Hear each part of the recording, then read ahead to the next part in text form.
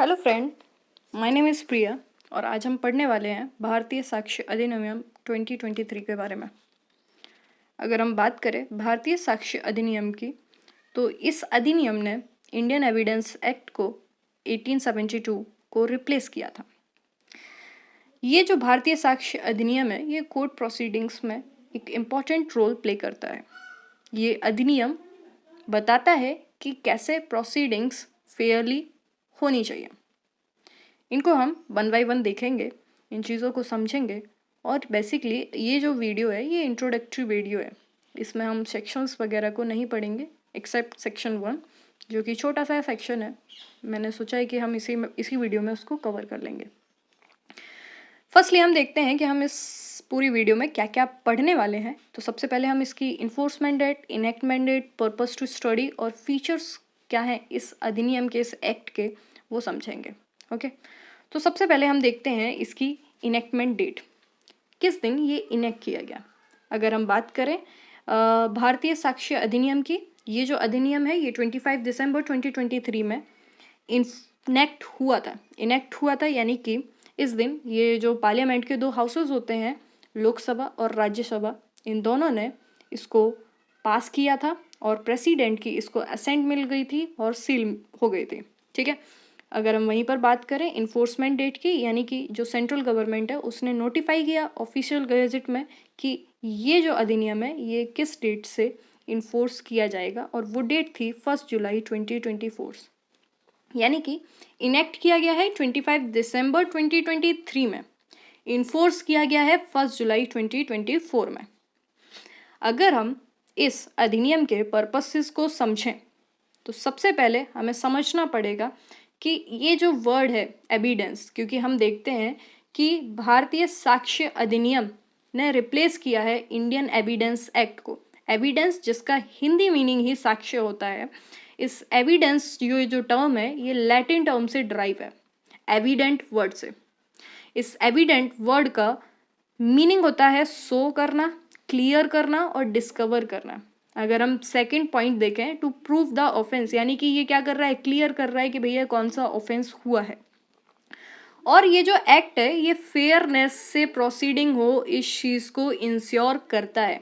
अगर हम बात करें Maneka Gandhi versus Union of India 1978 के केस की, तो हम देखते हैं कि वहाँ पर सुप्रीम कोर्ट ने बताया था, ये गाइडलाइन दी थी कि जो प्रोसीडिंग्स होनी चाहिए वो हमेशा फेयरली होनी चाहिए। तो उस गाइडलाइन को फुलफिल करते हुए हम इस लॉ को प्रिवेल करते हुए आए हैं और करते रहेंगे। अगर माइंड में एक क्वेश्चन भी आ सकता है आपके कि भाई ये जो एक्ट है इसकी क्या नीड थी जब ऑलरेडी एक एक्ट एग्जिस्ट कर रहा था। हम देखेंगे कि ये जो इंडियन एविडेंस एक्ट था ये 1872 में इनेक्ट किया गया था, यानी कि ये काफ़ी ज़्यादा ओल्ड एक्ट था। ये आज के सोशल एस्पेक्ट को कवर नहीं कर पा रहा था, आज के जो चेंजेस थे उनको उसमें नहीं डील करना आ रहा था। इसी रीज़न से अगर हम देखें जैसे कि टेक्नोलॉजी के सेक्टर में ये जो हमने सोशल मीडिया वगैरह को यूज़ करना स्टार्ट किया है, इनको कैसे डील करना है, ये चीज़ों पर इंडियन एविडेंस एक्ट कहीं ना कहीं पीछे हो जा रहा था। यही रीज़न था कि बहुत सारे चेंजेस करने की बजाय हमने सोचा कि क्यों ना एक नया एक्ट और कोई नया लॉ पास किया जाए, और इसी रीज़न से भारतीय साक्ष्य अधिनियम 2023 में पास किया गया। ऐसा नहीं है कि सिर्फ ये लॉ पास किया गया था, हमने 2 लॉज और चेंज किए थे, जैसे कि एक आया था BNS और एक आया था BNSS। ओके, राइट नाउ हम फोकस करते हैं हमारे BSA पर।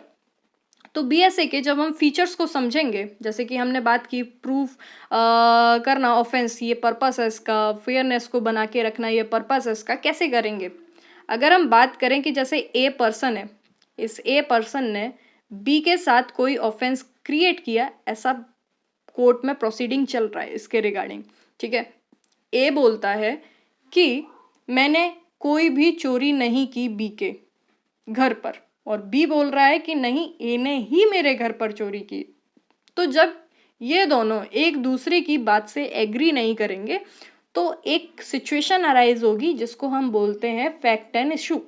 यानी कि फैक्ट पर इशू क्रिएट हो जा रहा है। आप जो फैक्ट रख रहे हो, सामने वाली पार्टी उस चीज़ के साथ एग्री नहीं करती, वहाँ पर हमें एविडेंस की ज़रूरत पड़ती है, वहाँ पर हमें साक्ष्य की ज़रूरत पड़ती है, ताकि ये प्रूव हो सके कि आखिर चोरी हुई भी थी या नहीं।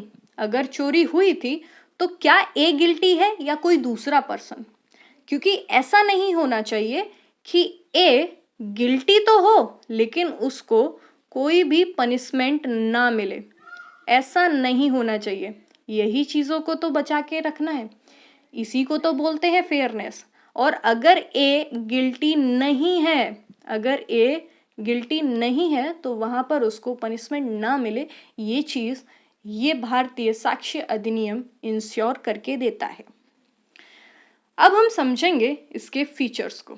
सबसे पहले हम देखेंगे कि इसमें कितने सेक्शंस हैं, कितने चैप्टर्स हैं, कितने पार्ट्स में इसको डिवाइड किया गया है। इसमें 170 सेक्शंस हैं, 12 चैप्टर्स हैं एंड 4 पार्ट्स में इस टोटल अधिनियम को डिवाइड किया गया है। एक्ट नंबर 47 हमें ये बताता है कि 2023 में ये 47th लॉ था जिसको पास किया था।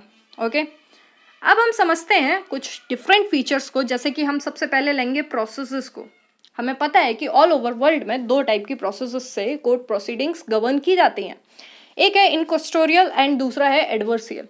इनक्वेस्टोरियल में जो जज होता है वो एक इम्पॉर्टेंट रोल प्ले करता है, एक्टिव रोल प्ले करता है। हमें पता है हमारे इंडिया में जो इन्वेस्टिगेशन होती है वो पुलिस करती है, ओके, ऑफिसर्स करते हैं।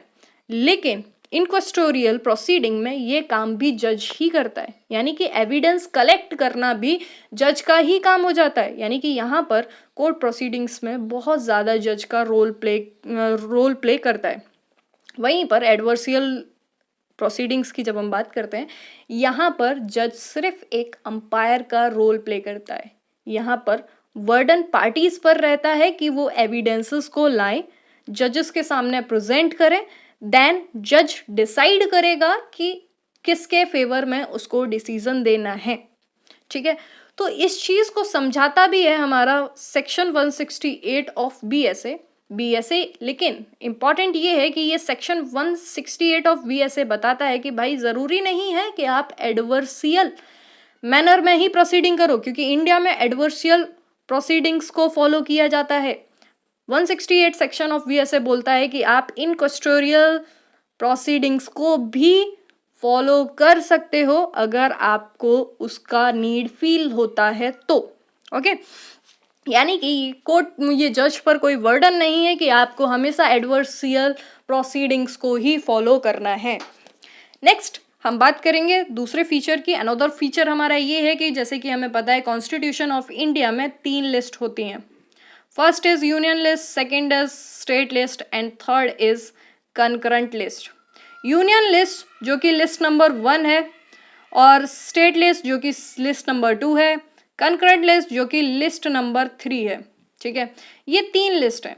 यूनियन लिस्ट मतलब कि यहाँ पर जो भी टॉपिक्स हैं, जो भी एंट्रीज हैं, उन पर सेंट्रल के पास पावर है कि वो उस पर लॉ फ्रेम करेगी।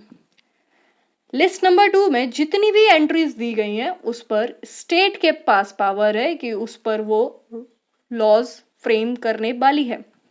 कंकरेंट लिस्ट की जब हम बात करते हैं, कंकरेंट लिस्ट में जितनी भी एंट्रीज दी गई हैं, जैसे कि हमें पता है कि ये जो हमारा बीएसए है, ये लिस्ट नंबर 3 की एंट्री नंबर 12 पर मेंशन किया गया है। तो यानी कि कंकरेंट लिस्ट में जितनी भी एंट्रीज हैं उन सब पर स्टेट और सेंट्रल दोनों के पास पावर है कि वो उस पर लॉज फ्रेम कर सकते हैं, उस टॉपिक से रिलेटेड जितने भी लॉज हैं उनको अमेंड कर सकते हैं। ओके, तो now the question is arise that if the laws which are frame by state as well as by center, then and both these laws are contradictory in nature, then which law will be prevail? Okay, so in this scene, in this situation, जो central है, central के जो laws हैं उनको ज़्यादा power दी जाती है और उनके लॉज को प्रिवेल किया जाता है ओवर द स्टेट। ओके। अगर बस एक ऐसा सिचुएशन है कि सेंट्रल अगर ऑथराइज कर देता है कि आप अपने स्टेट में उस लॉ को कर सकते हो प्रिवेल, हम अलाउ कर रहे हैं, देन वो लॉ वहां पर प्रिवेल हो जाएगा स्टेट का। अदरवाइज सेंट्रल को ही प्रिवेल किया जाएगा, सेंट्रल के लॉ को प्रिवेल किया जाएगा। Now the second feature is about talk about nature, prospective nature and retrospective nature. अगर हमें इसको समझना है तो सबसे पहले हमें सेक्शन 70 ऑफ BSA को समझना पड़ेगा, लेकिन उससे पहले हम समझेंगे इन्फोर्समेंट डेट को। अगर हम बात करें इन्फोर्समेंट डेट की, इन्फोर्समेंट डेट क्या है हमारे इस अधिनियम की, तो वो है 1 जुलाई 2024, है ना। ये तो हमें पता है कि 2024 में ये अधिनियम इन्फोर्स में लाया गया था। अब हमें समझना है प्रोस्पेक्टिव क्या है, रेट्रोस्पेक्टिव क्या है। प्रोस्पेक्टिव हमें बताता है कि जब जिस भी डेट को ये अधिनियम इन्फोर्स में लाया गया उसके बाद से जितनी भी प्रोसीडिंग, जितनी भी एप्लीकेशन, जितनी भी ट्रायल फाइल किए जा रहे हैं वो सारे के सारे इस ही अधिनियम से गवर्न किए जाएंगे। वहीं पर अगर हम रेट्रोस्पेक्टिव की बात करें तो ये कहता है कि नहीं भाई साहब, इससे पहले के जितने भी एप्लीकेशन है, जितनी भी प्रोसीडिंग्स हैं और वो पेंडिंग में पड़ी हुई हैं, उस पर भी यही लॉ लेकर आया जाएगा, तो वो रेट्रोस्पेक्टिव है। हमें समझना है कि एक्चुअल में ये अधिनियम रेट्रोस्पेक्टिव है या प्रोस्पेक्टिव है, और ये चीज हमें बताता है सेक्शन 170 ऑफ BSA खुद में। ओके, लेट्स सी क्या बताता है हमें। अगर हम बात करें 170 सेक्शन ऑफ BSA जो कि चैप्टर नंबर 12 में दिया है, यानी कि लास्ट चैप्टर में दिया गया है, और ये इसका क्लॉज फर्स्ट बताता है the Indian Evidence Act year by repealed, यानी कि ये जो एक्ट है इंडियन एविडेंस एक्ट 1872 ये रिपील हो गया है। नाउ जो क्लॉज 2 है इसका फर्स्ट वर्ड ही है नॉट विथ स्टैंडिंग, यानी कि ये जो फर्स्ट क्लॉज हमने पढ़ा इसके कॉन्ट्राडिक्टरी है हमारा सेकेंड क्लॉज, जो कि बोलता है भैया कि ये जो अधिनियम है जिस भी डेट को इन्फोर्स में आया उस डेट से पहले, before the date on which the अधिनियम came into force, there is any application, अगर कोई एप्लीकेशन है, ट्रायल है, इंक्वायरी है, इन्वेस्टिगेशन है, प्रोसीडिंग या फिर कोई अपील है जो कि पेंडिंग है, देन वो एप्लीकेशन, वो ट्रायल, वो इन्वेस्टिगेशन, वो प्रोसीडिंग डील की जाएंगी इंडियन एविडेंस एक्ट से, यानी कि जो इन्फोर्समेंट डेट है उससे पहले की जितनी भी पेंडिंग पड़ी हुई एप्लीकेशन है, ट्रायल है, वो सब इंडियन एविडेंस एक्ट से गवर्न की जाएंगी, ना कि भारतीय साक्ष्य अधिनियम से। यानी कि इसका पास्ट की प्रोसीडिंग्स पर कोई भी इफेक्ट नहीं है। इट मीन्स ये रेट्रोस्पेक्टिव ना होकर प्रोस्पेक्टिव इन नेचर है। नाउ अब हम रिकॉल करते हैं हमारे सारे फीचर्स को। जैसे कि हमने सेक्शन पढ़ लिया भैया 170 है, चैप्टर नंबर पढ़ लिए 12 है, पार्ट कितने हैं 4 है, प्रोसेसेस इनकस्टोरियल एडवर्सियल दोनों को प्रमोट करता है हमारा BSA। नेचर हमने समझा भैया प्रोस्पेक्टिव नेचर का है। शेड्यूल 7 की लिस्ट 3 एंट्री 12 में ये एक्ट है। इसके बाद एग्जॉस्टिव की अगर हम बात करेंगे तो एग्जॉस्टिव हमें बताता है कि ये जो एक्ट, ये जो अधिनियम है ये कंप्लीट है अपने आप में। कंप्लीट मतलब क्या है भैया? कंप्लीट का मतलब है कि इसको किसी भी दूसरे लॉ की हेल्प नहीं चाहिए। अगर हम ट्रांसफर ऑफ प्रॉपर्टी एक्ट की बात करें, अगर हम पार्टनरशिप एक्ट की बात करेंगे, तो वहाँ पर ये जो लॉज हैं वो अपने आप में एग्जॉस्टिव नहीं है, वो कंप्लीट नहीं है, उन्हें कहीं ना कहीं दूसरे लॉज की हेल्प लेनी पड़ जाती है, ठीक है, ताकि वो सही से गवर्न किए जा सके। लेकिन इस एक्ट को, इस अधिनियम को किसी भी अदर लॉ की नीड नहीं है, इसीलिए ये कैसा है, एग्जॉस्टिव है नेचर में। एक और इम्पॉर्टेंट चीज़ है जो मुझे मेंशन करनी है, जैसे कि हमारे पास 2 लॉज होते हैं, एक तो होता है प्रोसीजरल लॉ, एक होता है सब्सटेंटिव लॉ। प्रोसीजरल लॉज वो होते हैं जो प्रोसीजर बताते हैं, किसी भी कोर्ट प्रोसीडिंग में क्या क्या प्रोसीजर होने चाहिए ये प्रोसीजरल लॉ बताएंगे। वहीं पर अगर हम बात करें सब्सटेंटिव लॉ की, सब्सटेंटिव लॉ बताएंगे ऑफेंस क्या है, ठीक है, व्हाट के बारे में बताएंगे और पनिशमेंट कितनी देनी है, ठीक है, ये चीज को बताएंगे। अगर कोई ऑफेंस है, पहले तो हमें ये बताना है कि ये ऑफेंस है या नहीं, जो भी लॉ ऐसा बता रहा है वो सब्सटेंटेटिव लॉ है। और इसके अलावा वो अगर कोई लॉ ये बता रहा है कि इस ऑफेंस की कितनी पनिशमेंट है, वो भी सब्सटेंटिव लॉ है। लेकिन ये जो पनिशमेंट है इसको देना कैसे है, अगर वो लॉ ऐसा कुछ बता रहा है तो वो प्रोसीजरल लॉ में आएगा। Now the question is whether this अधिनियम is come under the procedural law or substantive law. So the answer is this is not even procedural law as well as not neither procedural law nor substantive law. यानी कि ये ना ही procedural law है ना ही substantive law है, ना ही ये procedure बता रहा है और ना ही ये ऑफेंस बता रहा है। ये एक्चुअल में सब्सटेंटिव लॉ का भी हेल्पिंग हैंड है, ऐसे ही प्रोसीजरल लॉ का भी हेल्पिंग हैंड है। प्रोसीजर कैसे होना है इसमें भी हेल्प कर रहा है। हाँ, कोर्ट प्रोसीडिंग में कैसे कैसे एविडेंस होने चाहिए, कौन से एविडेंस होने चाहिए, ये चीज़ें ये बता रहा है ना, तो ये प्रोसीजरल लॉ में भी हेल्प कर रहा है। साथ में ऑफेंस हुआ है प्रूफ करने के लिए, हमने पर्पस में सबसे पहली लाइन ही ये पढ़ी थी, पर ऑफेंस को प्रूफ करने का काम भी कौन कर रहा है, एविडेंस एक्ट कर रहा है, यानी कि ये सब्सटेंटिव लॉ में भी काम कर रहा है, प्रोसीजरल लॉ में भी काम कर रहा है। लेकिन ना ही ये प्रोसीजरल लॉ है ना ही ये सब्सटेंटिव लॉ है, क्योंकि ये सिर्फ हेल्प कर रहा है। अब फिर ये कौन सा लॉ है, इसको हम दूसरा नाम देते हैं जिसका नाम है एडजेक्टिव लॉ। आप लिख सकते हैं अपनी कॉपी में, नोट डाउन कर लीजिए, ये क्या है, एडजेक्टिव लॉ कहा जाता है। नाउ हम सबसे लास्ट हमारी स्लाइड पर आ चुके हैं, जो कि है सेक्शन 1 जो बीएसए का है उसको समझाती है। सेक्शन 1 जो है हमारा बात करता है शॉर्ट टाइटल के बारे में, एप्लीकेशन के बारे में और कमेंसमेंट के बारे में। क्या क्या शॉर्ट टाइटल हैं, क्या क्या एप्लीकेशन हैं, क्या क्या कमेंसमेंट है। शॉर्ट टाइटल हमें पता है भारतीय साक्ष्य अधिनियम 2023 इसका शॉर्ट टाइटल है। सबसे इंपॉर्टेंट है हमारा एप्लीकेशन। एप्लीकेशंस को समझना है कहाँ कहाँ ये अप्लाई होने वाला है। ये ऑल जुडिशियल प्रोसीडिंग्स पर एप्लीकेबल होने वाला है, चाहे फिर वो कोर्ट मार्शियल क्यों ना हो। यानी कि अभी तक हम बहुत सारे हमने ऐसे लॉज पढ़े होंगे जो कि एप्लीकेबल नहीं होते मार्शल्स पर, कोर्ट मार्शल्स पे, ठीक है। जैसे कि हम अगर बात करें, जैसे इंडियन नेवी हुई, एयरफोर्स हुए, इनके लॉज अलग होते हैं, इनको गवर्न करना भी अलग होता है ना। तो हम अपने इंडियन लॉज सारे उन पर नहीं अप्लाई करते। लेकिन अगर हम बात करें इंडियन एविडेंस एक्ट की, ये भी पहले अप्लाई नहीं होता था, लेकिन अब जब से भारतीय साक्ष्य अधिनियम आया है इसने कोर्ट मार्शल को भी इंक्लूड किया है। दो चीज़ों पर ये एप्लीकेबल नहीं होने वाला। फर्स्ट है हमारा एफिडेविट, सेकंड है आर्बिट्रेटर। अगर हम बात करें आर्बिट्रेशन एंड कॉन्सिलेशन एक्ट की, जहाँ पर आर्बिट्रेटर कैसे प्रोसीडिंग्स को करता है, तो वहाँ पर हम देखते हैं कि आर्बिट्रेटर को कोई भी ये भारतीय साक्ष्य अधिनियम के लॉज को फॉलो करने की नीड नहीं होती। वहीं पर अगर हम एफिडेविट्स की बात करें तो वहाँ पर भी हमें बीएसए को फॉलो करने की ज़रूरत नहीं है। यानी कि दो चीज़ों को ये एक्सक्लूड करता है, बाकी सारी चीज़ों को ये अपने अंदर इंक्लूड करता है for the applicability of the law.